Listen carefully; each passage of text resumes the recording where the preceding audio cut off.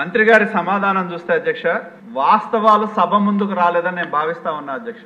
ఎందుకంటే మంత్రి గారి సమాధానం చూస్తే ఎవరైతే కొంతమంది ఎంపిక కాలేని వాళ్ళు కోర్టుకు వెళ్ళారని చెప్తా ఉన్నారు.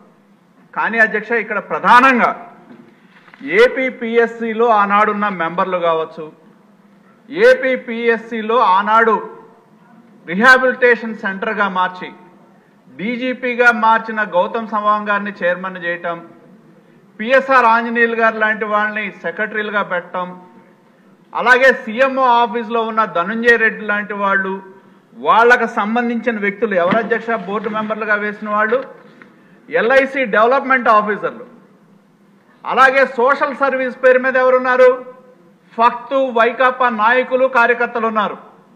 ఇటువంటి వాళ్ళని బోర్డు మెంబర్లుగా వేసి అధ్యక్ష మంత్రి గారిని నేను కోరేది ఒకటే, ఇక్కడేదో ఎంపిక కాలేని వాళ్ళు కోర్టుకు వెళ్ళటం కాదు. కోర్టుకు ఎందుకు వెళ్ళారు అధ్యక్ష? ఇందాక మంత్రి గారి సమాధానం 2018లో ఇచ్చిన నోటిఫికేషన్ ప్రకారం కన్వెన్షన్ మోడ్లో జరగాల్సిన పేపర్లు దిద్దటం అనేది డిజిటల్ ఎవాల్యుయేషన్ చేశారు అనే దాని మీద కోర్టుకు వెళ్ళారు అధ్యక్ష. కోర్టుకు వెళ్తే కోర్టు ఏం చెప్పింది, మీరు నోటిఫికేషన్ అనేది కన్వెన్షన్ మోడ్లో చేస్తామని చెప్పారు కాబట్టి డిజిటల్ ఎవాల్యుయేషన్ చేయటం కరెక్ట్ కాదు, మీరు కన్వెన్షన్ మోడ్లో మాన్యువల్ ఎవాల్యుయేషన్ చేయమన్నారు అధ్యక్ష. మాన్యువల్ ఎవాల్యుయేషన్ చేస్తే అధ్యక్ష తర్వాత ఎంత మ్యానిపులేషన్ అంటే ప్రభుత్వం ఏపీపీఎస్సీ పనితీరుకు నిదర్శనం అధ్యక్ష. మాన్యువల్ ఎవాల్యుయేషన్ చేయమని చెప్పి కోర్టు ఆదేశం ఇచ్చి దానిలో 1/10/2021 ఆదేశం ఇస్తే అధ్యక్ష ఎన్ని నెలల్లోపు చేయమన్నారు? 3 నెలల్లోపు చేయమన్నారు అధ్యక్ష. కోర్టు జడ్జిమెంట్ కోర్టులో కామెంట్ చేశారు అధ్యక్ష, changes in the rules of game after game was started. ఆట మొదలుపెట్టిన తర్వాత రూల్స్ మార్చుకోవడం, మనకు కావాల్సిన వాడికి ఉద్యోగాలు ఇవ్వాలని, మనకు కావాల్సిన వాడికి అపాయింట్మెంట్లు ఇవ్వాలని, ఇటువంటివన్నీ కూడా చేయటం మూలాన ఏదైతే నోటిఫికేషన్లో వచ్చిన దానికి విరుద్ధంగా వెళ్ళారు. ఆ విధంగా చేశారా?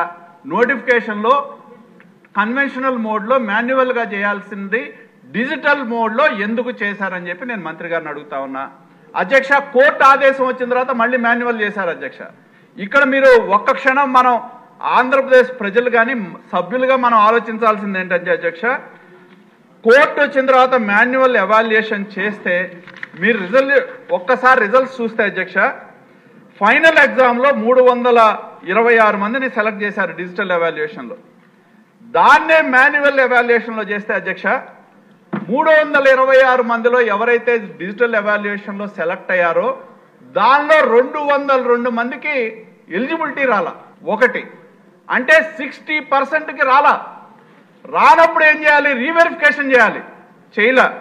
అదేవిధంగా అధ్యక్ష మనం తెలుగు గురించి మాట్లాడతాం, తెలుగు భాష గురించి మాట్లాడతాం. కానీ ఎవరైతే దానిలో క్వాలిఫై కాలేదో 80% మంది అంటే 326 మందిలో 62% మంది మాన్యువల్గా చేస్తే కాల డిజిటల్లో అయ్యారు, మాన్యువల్ కాల. అలాగే ఎవరైతే మొదట తెలుగులో 326 మందిలో సెలెక్ట్ అయ్యారో 80% మంది మాన్యువల్ ఎవాల్యుయేషన్లో సెలెక్ట్ కాల. అంటే దీని అర్థం ఏంటి అధ్యక్ష? అసలు ఏపీపీఎస్సీకి ఉన్న ప్రతిపత్తి ఏంటి, ఏపీపీఎస్సీ యొక్క నిబద్ధత ఏంటి అనే దానికి ఖచ్చితంగా ఒక ప్రశ్నార్థకం అధ్యక్ష.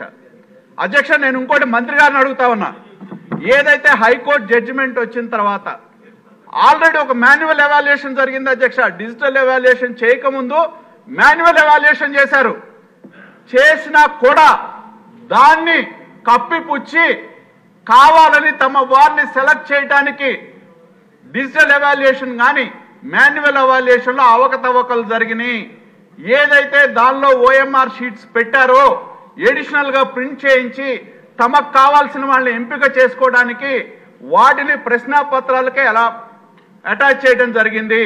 ఇది ఒక పెద్ద స్కామ్ అధ్యక్ష. 300 కోట్ల స్కామ్ ఇది. ఆంధ్రప్రదేశ్లో నిరుద్యోగ యువతతో గత ప్రభుత్వం జగన్మోహన్ రెడ్డి గారు ముఖ్యమంత్రిగా ఉన్నప్పుడు సీనియర్ ఐఏఎస్ ఆఫీసర్లు, సీనియర్ ఐపీఎస్ ఆఫీసర్లు ఉన్నారు అధ్యక్ష. చివరిగా నేను డిమాండ్ చేస్తా ఉన్నా, గతంలో ప్రతిపక్ష నాయకుడుగా మా నాయకుడు జాతీయ అధ్యక్షులు చంద్రబాబు నాయుడు గారు ఉన్నప్పుడు అధ్యక్ష దాన్ని ప్రజల ముందు ఒక డిజిటల్ ప్రజెంటేషన్ వేశారు. ఏ విధంగా దీనిలో పేపర్లు దిద్దే దగ్గర నుంచి అక్రమాలు జరిగినాయో ప్రజల ముందు ఉంచారు అధ్యక్ష. మరి ఆ రోజు మేము డిమాండ్ చేశాం, ఎందుకంటే సీనియర్ ఐపీఎస్ ఆఫీసర్లు ఉన్నారు, తర్వాత ఏపీపీఎస్సీ సెక్రటరీగా ఉన్న ఆయన ఇంటెలిజెన్స్ డీజీ అయ్యాడు. ఇటువంటి సీనియర్ ఆఫీసర్స్ ఇన్వాల్వ్ అయ్యారు కాబట్టి సిబిఐ ఎంక్వైరీ కావాలని చెప్పి ఆ రోజు మా నాయకుడు చంద్రబాబు నాయుడు గారు ప్రజెంటేషన్ ముందు వేస్తూ కోరటం జరిగింది అధ్యక్ష. అలాగే మా యువ నాయకుడు నారా లోకేష్ గారు కూడా జాతీయ జనరల్ సెక్రటరీగా ఏదైతే దీని మీద జరిగిన అవకతవకల మీద సిబిఐ ఎంక్వైరీ కావాలని అడిగారు. ఎందుకంటే ఈ రాష్ట్రంలో ఉన్నత పదవుల్లో ఉన్న ఐపీఎస్ ఆఫీసర్లు, ఐఏఎస్ ఆఫీసర్లు దీనిలో ఇన్వాల్వ్ అయ్యారు కాబట్టి ఖచ్చితంగా దీని మీద సిబిఐ ఎంక్వైరీ చేయాలని చెప్పి నేను ప్రభుత్వాన్ని, గౌరవ మంత్రి గారిని నేను డిమాండ్ చేస్తా ఉన్నా అధ్యక్ష. Please like and subscribe eagle Andhra.